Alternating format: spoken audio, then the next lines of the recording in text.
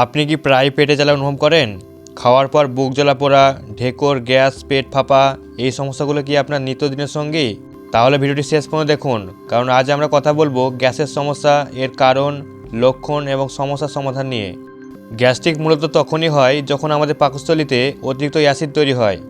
এই অ্যাসিড ধীরে ধীরে পেটের ভেতরের আস্তরণের জ্বালা সৃষ্টি করে এবং নানা ধরনের অস্বস্তিকর উপসর্গ দেখা দেয়।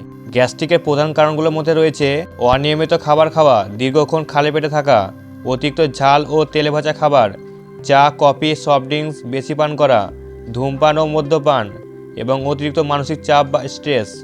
গ্যাস্ট্রিকের সাধারণ লক্ষণ হলো বুকের মাঝখানে জ্বালা পোড়া, পেটের ব্যথা ও অস্বস্তি, ঢেকুর ওঠা, বমি বমি ভাব, খাবারে অরুচি, এমনকি কখনো কখনো মাথা ঘোরা বা দুর্বল লাগা।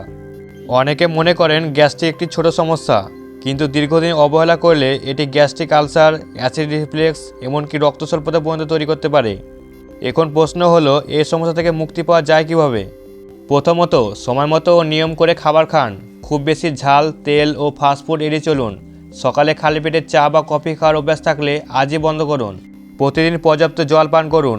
টক দই, কলা, ওটস, ভাতের মাড় এই খাবারগুলো গ্যাস্ট্রিক কমাতে সাহায্য করে। পাশাপাশি মানসিক চাপ কমানো খুব জরুরি। প্রতিদিন অন্তত 7 থেকে 8 ঘন্টা ঘুমান এবং হালকা হাঁটা বা যোগব্যায়াম করার চেষ্টা করুন। মনে রাখবেন, ওষুধ সাময়িক আরাম দিলেও জীবনযাত্রার পরিবর্তনই গ্যাস্ট্রিকের স্থায়ী সমাধান। ভিডিওটি ভালো লাগলে লাইক দিন, শেয়ার করুন, আর এমন স্বাস্থ্য সচেতন ভিডিও পেতে আমাদের চ্যানেলটিকে সাবস্ক্রাইব করতে ভুলবেন না। ধন্যবাদ।